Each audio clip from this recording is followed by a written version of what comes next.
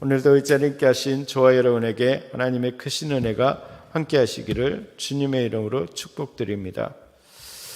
우리는 계속해서 열왕기상의 말씀을 나누고 있습니다. 오늘 말씀을 보면 솔로몬의 왕위가 견고해졌다라고 결론을 내리고 있습니다. 여러분, 우리의 가정과 우리의 모든 삶의 영역들이 견고해지기를 주님의 이름으로 축복드립니다.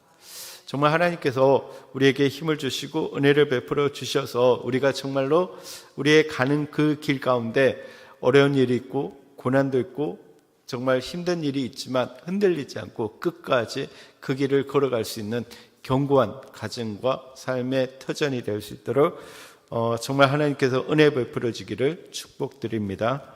그러면 어떻게 우리가 견고하게 설 수 있을까라는 부분들이 오늘 본문의 말씀을 통해서 우리에게 제시하고 있습니다. 우리가 지난 시간 살펴본 것처럼 나단 선지자와 그 바세바의 동력으로 인해서 아도니아의 반역을 잠재우고 하나님께서 언약하신 대로 솔로몬을 왕으로 세우는 과정을 우리가 살펴보았습니다. 하나님의 명령에 따라서 분야야와 사독과 나단은 솔로몬을 다윗 왕의 노새에 태우고 인도하여서 기온으로 가서 사독이 성막 가운데서 기름 담은 뿔을 가져다가 붓게 됩니다. 이것은 하나님의 대리 통치자가 될 솔로몬에게 신적 권위가 부여됐음을 말해줍니다. 그러니까 아도니아는 스스로 왕이 되었어요. 스스로 자기에게 기름 부어서 왕이 되었다는 거예요. 그런데 솔로몬은 하나님의 명령대로 하나님께서 주신 그 제사장이 준비한 그 뿔에 그 기름을 부어서 왕으로 삼아 주셨다는 거예요. 너무나 대조되는 그런 모습들을 보게 됩니다. 그러자 이를 지켜보고 있던 모든 백성이 솔로몬을 향해서 솔로몬 왕은 만세스를 하옵소라고 외치고 있습니다. 그것은 모든 절차가 하나님의 뜻 가운데 정당한 것으로 모든 백성이 솔로몬을 합법적인 왕으로 받아들여졌다라는 것을 의미합니다. 그러니까 모든 백성이 이제 이스라엘의 왕은 솔로몬이다라는 것을 받아들이게 되었다라는 것입니다. 이렇게 아도니아를 향했던 마음이 급속도로 솔로몬에게 돌아서자 모여서 잔치를 벌이고 있던 아도니아와 그 추종자들은 신변의 위협을 느끼고 살기 위해서 최대한 신속하게 도망을 쳤습니다. 그리고 계속해서 자기 스스로를 왕이라 칭했던 아도니아는 한순간에 제단의 뿔을 잡고 목숨을 구걸하고 솔로몬에게 자비를 구하는 비참한 상황에 놓이게 되었다라는 것입니다. 여러분, 이게 참 중요해요. 그러니까 세상의 방식으로 이기고 있는 것처럼 보이고 세상의 방식으로 뭔가 다 이룬 것처럼 보이고 나는 아무것도 없는 것처럼 그렇게 보인다 할지라도 하나님께서 한번 일하시면 그 상황이 역전된다는 거예요. 여러분, 그렇기 때문에 내가 비록 손해보는 것처럼 느껴지고 고난받는 것처럼 느껴지고 저 사람은 하나님이 없는데도 불구하고 잘 되는 것처럼 이렇게 느껴질 때도 여러분, 거기에 대해서 낙심하지 마시기 바랍니다. 우리는 낙심하지 말고 우리의 길을 걸어가야 돼요. 그러면 하나님께서 한순간에 모든 상황을 역전시켜 주신다는 거예요. 여러분, 그 하나님의 선하심을 믿으시기 바랍니다. 그러니까 그 하나님은 반드시 하나님의 방식으로 하나님의 뜻으로 우리를 바꾸어 가신다는 거예요. 그래서 하나님의 뜻에 맞게 그 세상을 움직여 간다는 것을 우리는 분명히 기억해야 된다는 거예요. 아도니아가 다 이긴 것처럼 보이고 아도니아가 왕이 된 것처럼 보이지만 한순간에 바뀌어버려가지고 아도니아가 솔로몬에게 목숨을 구하는 그런 위치로 설 수밖에 없게 만들었다라는 거예요. 여러분, 사실 아도니아의 이러한 실패와 수치는 이미 예견된 결과였습니다.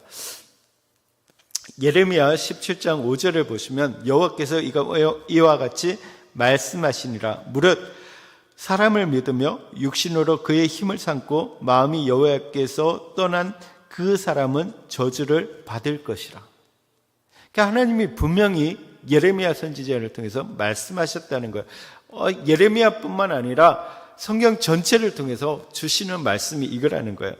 사람을 믿으며 육신으로 그의 힘을 삼고 마음이 여호와에게서 떠난 사람은 저주를 받을지어다. 여러분, 이게 중요하다는 거예요. 사람을 믿지 말고, 사람을 그의 힘으로 삼지 말고 하나님을 떠나지 말라라는 거예요. 여러분, 하나님을 나의 힘으로, 또 나의 의지할 사람으로, 의지할 분으로, 존재로 여기며 살아갈 수 있는 여러분 되시기를 바랍니다. 그러니까 하나님만 믿어야 된다는 거예요. 사람은 그냥 믿을 존재가 아니고 사랑해야 되는 존재예요. 그렇죠? 그래서 사람은 언제나 우리가 사랑을 주는 존재라는 거예요. 주는 존재. 믿고 의지할 존재가 아니라는 거예요. 우리는 자꾸 사람을 의지하려고 합니다. 사람을 믿으려고 합니다. 나의 힘을 믿으려고 하고, 나의 경력을 믿으려고 하고, 나의 그 경험을 믿으려고 하는데 그러지 마시기 바랍니다.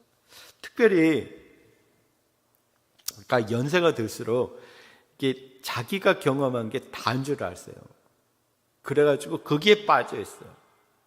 나 때는 말이야, 내가 할 때는 말이야, 내가 경험했는 걸 말이야, 이렇게 자기를 자꾸 이렇게 믿으려고 해요. 그 안에 잠기려고 해요. 여러분, 그 모든 것들을 내려놓고 하나님을 의지하는 여러분 되시기를 바랍니다. 그게 너무 중요하잖아요. 그래서 정말 모든 역사가 하나님의 섭리 안에 있다는 것을 우리가 볼 수가 있습니다. 이제 계속해서 2장 1절부터 보시면 하나님께서 주신 그 사명을 충성되게 잘 감당했던 다윗이 이제 자신의 죽음이 가까이 왔음을 깨닫고 자신의 아들이자 후계자인 솔로몬에게 아버지로서 그리고 선노왕으로서 유언을 남기는 것을 볼 수가 있습니다.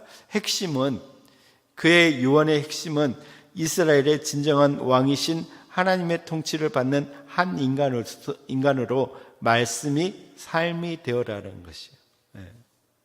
그러니까 분명히 이야기하고 있는 것은 뭐냐면 이 땅 이스라엘의 왕은 하나님이시다라는 거예요. 이것은 다윗이 그의 인생 동안에 정말 지켰던 거고 깨달은 바고, 그리고 그것 때문에 다윗이 된 그런 것이라는 거예요. 그러니까 이스라엘의 진정한 왕은 하나님이시다. 그러면 우리의 인생의 진정한 주인, 왕은 누구이신가? 하나님이시다. 우리 교회의 진정한 왕은 누구이신가? 하나님이시다. 이것을 우리가 고백해야 된다는 거예요. 그러니까 왕이 하나님이시다라는 것은 뭐냐면 나는 그의 종이다라는 것을 이야기하는 것이고, 나는 그의 말씀에 온전히 순종하겠다라는 거예요. 그것을 고백하는 거죠. 그럼으로써 그렇게 하나님이 진정한 왕이기 때문에 뭐 해야 되나? 하나님 말씀이 우리의 삶이 되어야 된다라는 것을 말해주고 있습니다. 그래서 이를 위해서 솔로몬에게 뭐라고 얘기하냐면 너는 힘써 대장부가 되어서 강하고 담대할 것을 명령하고 있습니다. 그러니까 사실 이렇게 육신적으로도 어떤 상황적으로도 그는 하나님 앞에서 담대하게 힘써 대장부가 되어야 된다는 거예요. 그러니까 자기에게 지금 현실적으로 부딪히는 그런 많은 문제들이 있고 해결될 문제들이 있는데 그 문제를 해결하기 위해서는 뭐가 돼야 돼요? 담대해야 된다는 거예요. 그리고 대장부가 되어야 된다는 거예요. 그런데 이것을 우리가 조금 더 확대해서 생각해 보면 단순히 용기를 내는 것을 넘어서 하나님의 명령을 온전히 지켜서 그 일을 행하고 모세의 율법대로 법률과 계명과 율례와 증거를 지켜 행하라는 거예요. 그 구약의 그 앞에 표현에 의하면 자로나 우로나 치우치지 말라는 거예요. 말씀의 가운데서 나아가야 된다는 것을 분명하게 말씀해 주고 있습니다. 그러면 반대로 우리가 생각해 보면 말씀을 지키고 계명을 지키고 하나님의 말씀대로 그 말씀이 우리의 삶의 그 말씀이 삶이 되기 위해서는 뭐 해야 된다는 거예요? 담대해야 된다는 거예요.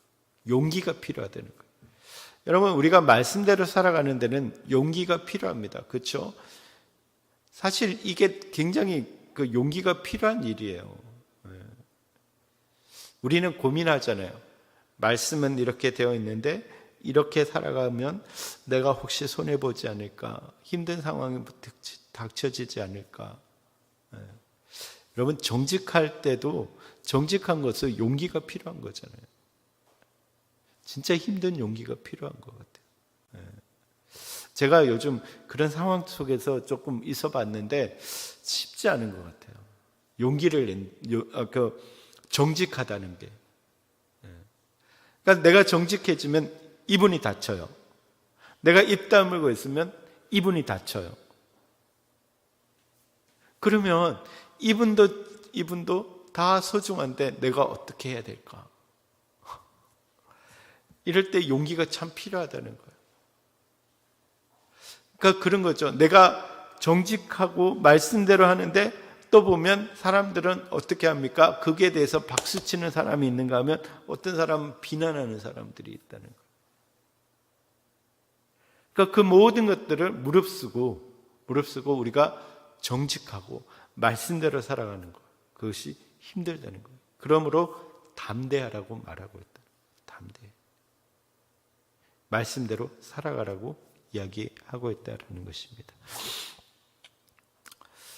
그리고 악을 제하고 은혜를 갚을 것을 교훈하고 있습니다. 이것은 원론적인 교훈이 아니라 실제적으로 솔로몬 자신의 통치를 위협할 자들을, 그러니까 악을 처단하고 죄의 요소들을 제거하라는 그런 교훈의 말씀을 주고 있다는 거예요.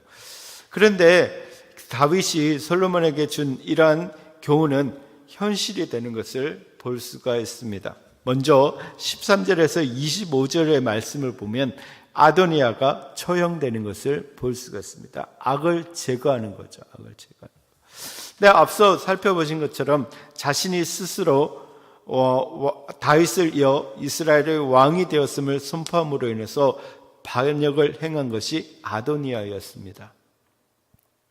그런데도 솔로몬은 긍휼을 베풀어서 그를 살려주었습니다. 그 제단의 뿔을 잡고 있었기 때문에 살려두었다는 거예요. 긍휼을 베푸는 거죠. 그런데 아도니아는 해서는 안 될 어리석은 요구를 솔로몬에게 하게 되는 것을 볼 수가 있습니다. 그는 솔로몬의 어머니 바세바를 찾아와 이렇게 말합니다. 15절을 보시면, 2장 15절을 보시면, 그가 이르되 당신도 아시는 바이거니와 이 왕위는 내 것이었고 온 이스라엘은 다 얼굴을 내게로 향하여 왕으로 삼으려 하였는데 이 왕권이 돌아가 내 아우의 것이 되었음은 여호와께로부터 말미암은 것임이니라 라고 말하고 있습니다. 그리고 17절을 보시면 그가 이르되 청하건대 솔로몬 왕에게 말씀하여 그가 수넴 여자 아비삭을 내게 주어 아내를 삼게 하소서. 왕이 당신의 청을 거절하지 아니하리이다. 이렇게 말씀하고 있어요. 근데 보시면 지금 이 두 말씀을 우리가 보잖아요. 근데 아도니아가 지금 발언하고 있는 것은 굉장히 위험한 발언이라는 것을 알 수가 있습니다. 그가 비록 앞서 왕위를 차지하는 일이 실패로 끝나고 겨우 목숨을 부지한 처지지만 여전히 왕위에 대한 미련을 버리지 못하고 있음을 여실히 드러내는 거라는 거예요. 그러니까 15절에서 보시는 것처럼 그는 왕이나 왕권에 대해서, 그러니까 우리는 알 수가 없지만 원어적으로 보면 정관사를 붙이고 있어요. 이 정관사가 뭐냐면 그 왕권, 그 왕이, 이런 의미를 가지고 있다는 거예요. 지금 솔로몬이 왕권과 왕위를 가지고 있지만 그거는 내 것이었다는 거예요. 내 것이었다. 그러니까 비록 그가 왕권을 가지고 있지만 그것은 얼마 지나지 않아 다시 내 것이 될 것이다라는 것을 말하는 거예요. 그러니까 본래 주인은 자신이고 이제 자신에게 돌아와야 된다라는 것을 말하고 있는 것입니다. 또 온 이스라엘 얼굴이 다 자신에게로 향하였다고 말하고 있다는 거예요. 그러니까 모든 이스라엘 백성들이 지금은 솔로몬이 왕이 되어서 그렇지 않지만 속으로는 이제 언젠가는 내가 왕이 된다라는 것을 기대하고 있을 거다라는 것을 이야기하고 있다는 거예요. 또한 그 다윗의 마지막 첩이었던 아비삭을 자신에게 달라라고 요청하는 것은 아비삭이 어리고 예뻤기 때문이 아니라 왕권에 대한 미련 때문이었다는 거죠. 왜냐하면 사실 전임 왕의 아내나 첩을 맞이하는 것은 왕권을 이어받고 그 왕권이 정당하다는 것을 표현하는 것이기 때문이라는 거예요. 그래서 예를 들어서 이제 압살롬이 반란을 일으켜가지고 이렇게 예루살렘을 점령하게 되잖아요. 그때 솔로몬이 자기의 후궁을 두고 떠나가요. 그때 압살롬이 그 후궁들을 대낮에 범하게 돼요.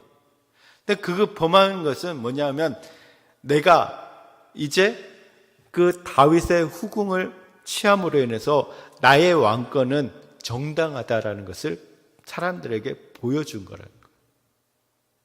그러니까 지금 아도니아가 아비삭을 달라고 이야기하는 것은 뭐예요? 내가 왕권을 가지게 될 것이다. 그리고 그 왕권은 정당성을 가지게 될 것이다라는 것을 말하는 거예요. 그러니까 굉장히 위험한 발언을 했다라는 거예요.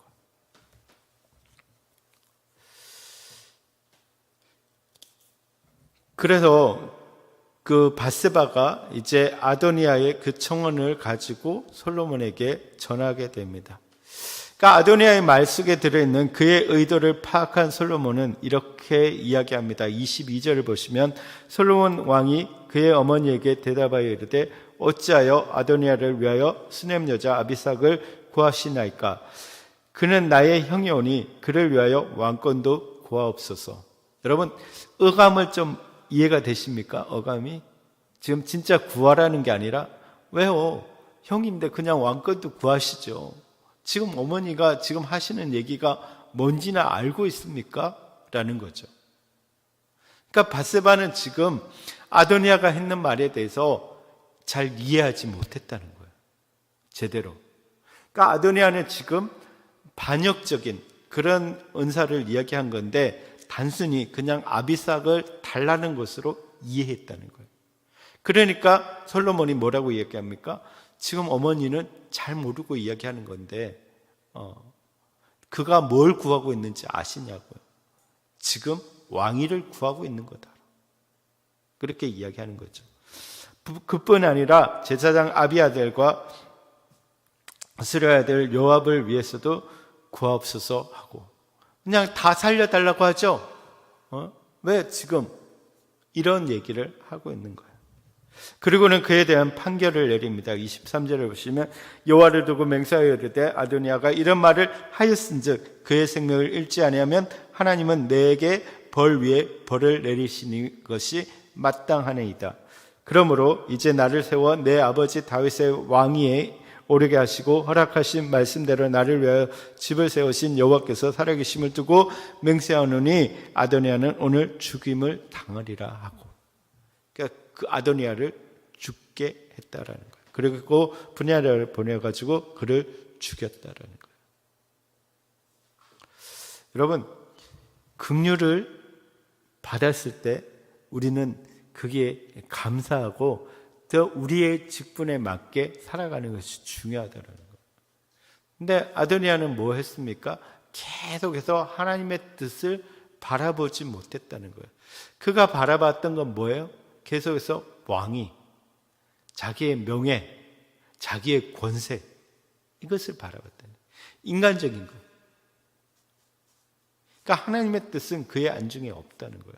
그러니까 지금 우리가 계속 살펴보자 악인들은 뭐냐 하면 하나님이 그의 머리에 없다는 거예요. 그게 악인들이라는 거예요. 자기들밖에 없다는 거예요. 자기 욕심, 자기 생각, 자기의 꿈, 자기가 이루고자 하는 것, 그것밖에 없다는 거예요. 여러분, 우리는 하나님을 바라보고 하나님의 뜻을 구할 수 있는 여러분 되어야 된다는 거예요. 그게 중요하잖아요. 네. 너희는 먼저 그 나라와 그의 의를 구하라. 이게 중요하다.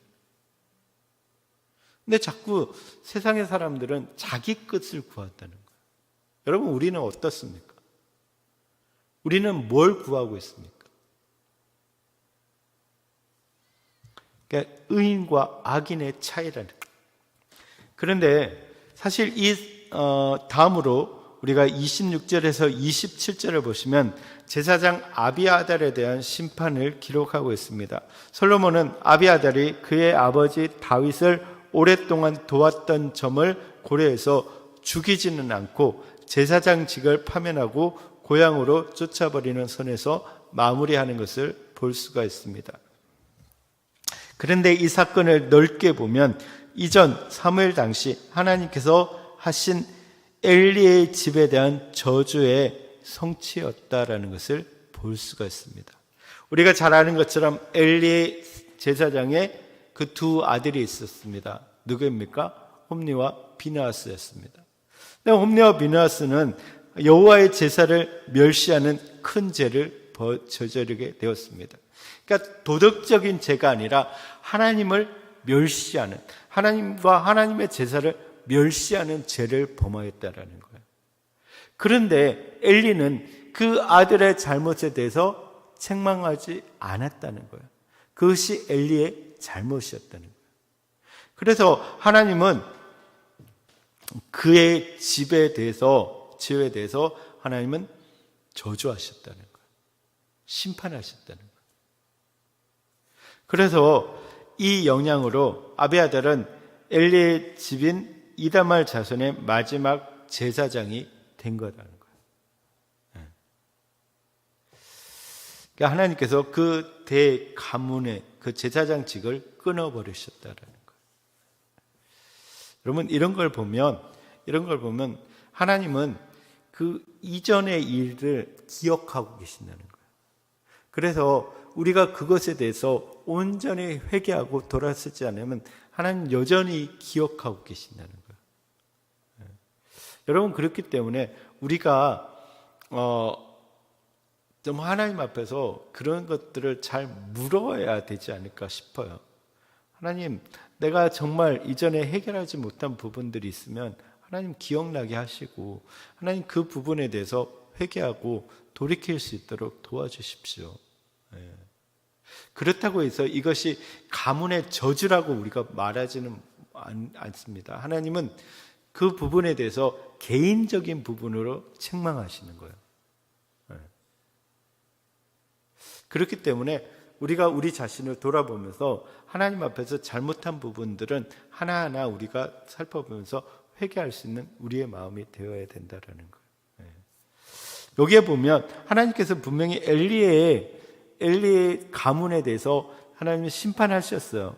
그런데 엘리가 잘못한 것뿐만 아니라 아비아달도 잘못했기 때문에 하나님께서 심판하셨다는 거예요. 이게 중요한 거예요.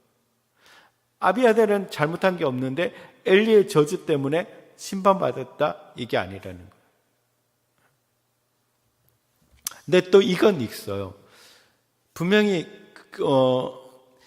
잘못된 것을 계속 보다 보면 잘못되게 행할 수밖에 없다는 거예요. 그래서 우리가 그 가정교육에 참 중요한 게 뭐냐면 여러분들이 보여지는 대로 자녀들은 보게 되는 거예요. 그렇기 때문에 그 습관들, 신앙의 습관들이 이어져 가는 거죠.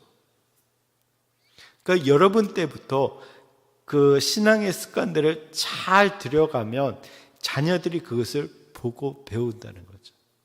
지금은 안 그런 것처럼 보이고 지금은 나를 따라하지 않는 것처럼 보인다 할지라도 어느 순간이 되면 그 모습이 나온다는 거예요. 그 신앙의 모습이. 그러니까 우리가 어떤 어려운 문제가 있었을 때 우리가 그 문제를 두고 내가 기도하고 말씀대로 살아가려고 몸부림치면 안 보는 것 같은데 우리의 자녀들이 본다는 거예요. 보다가 우리의 자녀들도 동일한 어떤 상황이 되었을 때는 그 어머니가, 그 아버지가 하던 대로 한다는 거예요. 이게 그 신앙의 유산이 되는 거죠. 여러분, 그래서 정말 여러분들이 잘 그런 모습들을 보여줄 수 있는 여러분 되시기를 주님의 이름으로 축복드립니다.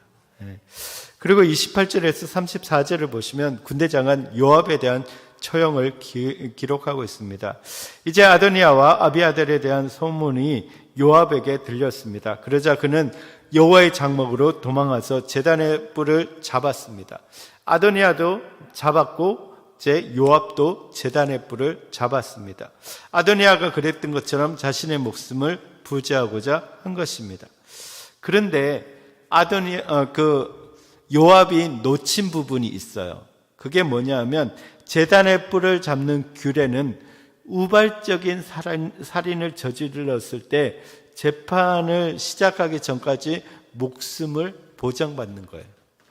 그러니까 아도니아 같은 경우에는 우발적인 살인을 했고 우발적인 잘못을 살인을 했다는 거예요. 그래서 잡았을 때 그 부분에서 용서가 됐어요. 그게 적용이 됐어요. 근데 요압은 아브넬과 아미사를 고의적으로 죽였기 때문에 해당되지 않는 거예요. 그래서 제단의 뿔을 잡았지만 솔로몬이 명령해서 그를 잡아와서 처형하게 되는 거예요. 그래서 광야에 있는 집 매장지에 묻히게 됩니다. 이에 대해 솔로몬은 요압이 그보다 의롭고 선한 아브넬과 아미사를 쳤기 때문에 동일한 피해 형벌을 내리는 것이 하나님의 뜻과 심판인 것을 선포하게 됩니다. 그러면 이것을 돌이켜보면 요압의 이러한 죽음은 그의 손에 죽었던 아브넬과 아미사가 무죄임에도 불구하고 죽었다라는 것을 확정하는 것이 된다는 거예요. 그러니까 지금 누구에게 죄가 있느냐 했을 때 요압이 더 죄가 있다. 그에게 죽은 아브넬과 아미사는 죄가 없다라는 것을 이야기하고 있는 것입니다.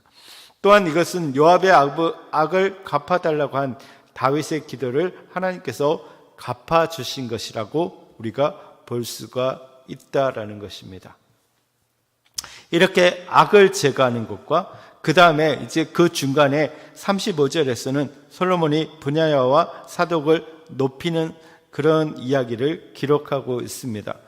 사독과 브냐야는 예루살렘에서 다윗의 신진 세력이 된 이후에 압살롬이나 아도니아를 쫓지 않고 다윗과 솔로몬에게 충성했습니다. 사독은 엘르아살의 후손으로 다윗의 무리에 합류했고 후에 제사장이 되어서 기브온의 성막을 담당하고 있었다라는 것이죠. 그는 압살롬의 반역 당시에 다윗의 정보원으로 그를 위기에서 구했습니다. 압살롬이 죽은 후에는 유다 백성이 다윗에게 돌아오도록 도왔던 사람이 바로 그 사독이었고 그러므로 하나님 그를 높였다라는 것이죠. 브냐야는 여호야다의 아들로서 다윗의 군사령관 12명 중에 하나였는데 그는 다윗의 충실한 부하로 활동을 했고 그러므로 하나님께서 그를 높여주시는 것을 볼 수가 있습니다.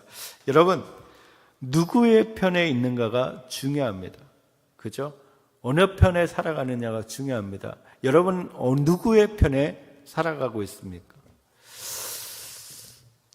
이 누구의 편에 서느냐가 중요한 거의 기준이 뭐냐면 하나님을 신뢰하는 거예요. 하나님을 신뢰하는 거. 우리는 자꾸 누구의 편에 서고 어느 자리에 설 건가 생각할 때 누가 힘이 센가, 누가 더 권력이 있는가, 누가 더 가진 것이 많은가 하는 것이 기준이 되지만 우리가 판단할 때는 누가 하나님을 더 신뢰하느냐, 하나님께서 누구에게 약속하고 있는가, 그러니까 하나님의 언약과 하나님을 신뢰하는 것, 그것이 기준이 되어야 된다는 거예요. 그래서 우리가 말씀을 읽어야 되는 이유도 여기에 있다는 거죠. 우리가 말씀을 읽을 때 그것을 분별할 수 있다라는 것입니다. 그러니까 지금 분야야나 사독 같은 경우에는 무엇을 받습니까? 그 아도니아의 힘과 많은 사람들의 인기를 본 것이 아니라 하나님께서 솔로몬에게 약속하셨다라는 이 약속을 기억하고 그것을 따라 사람들의 편에 섰다라는 거예요. 이게 중요하다.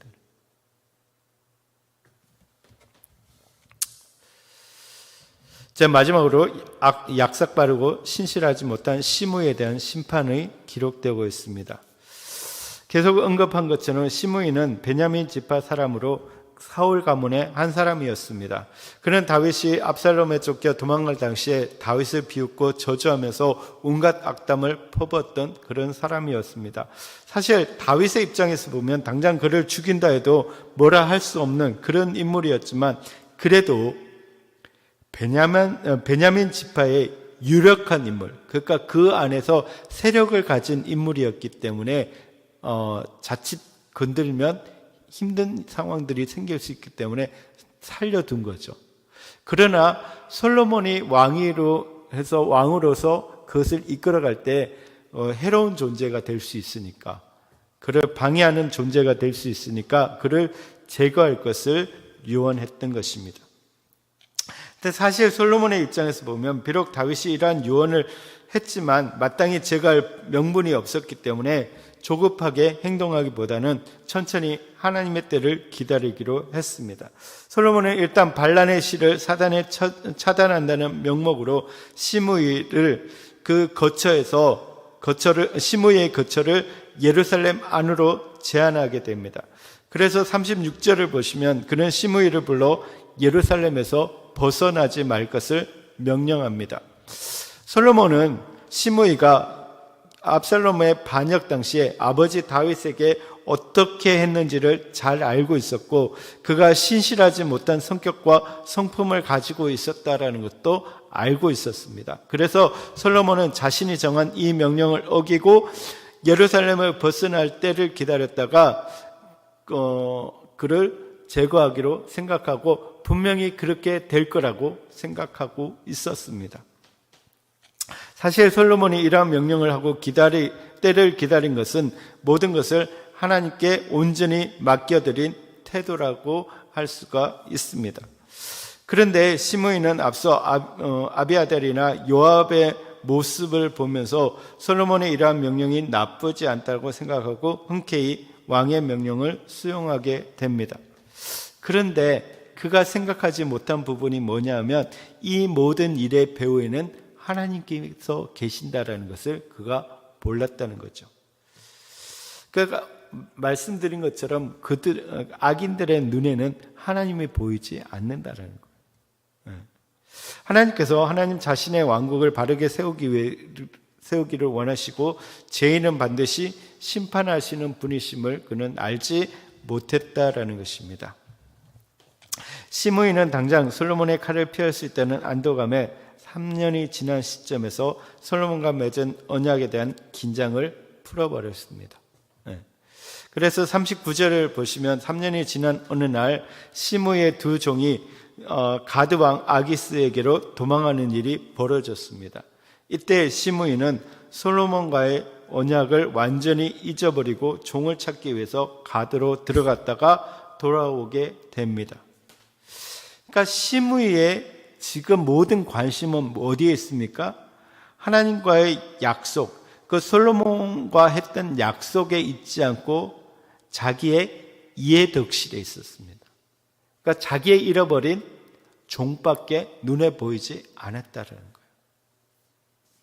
여러분, 우리가 살아갈 때 이렇게 살아갈 수 있다는 거예요.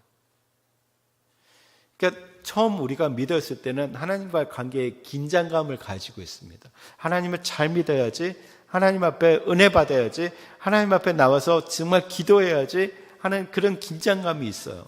그런데 신앙생활을 오래 하다 보면 뭐가 있습니까? 그 긴장이 풀린다는 거예요. 그래가지고 하나님하고의 관계는 생각하지 않고 뭐예요? 그냥 일상적인 삶을 살아가는 거예요. 그리고는 하나님을 뭘로 생각하는 거예요? 보조로 생각하는 거예요. 보조로. 여러분, 이게 우리의 신앙의 매너리즘이라고 말할 수 있어요.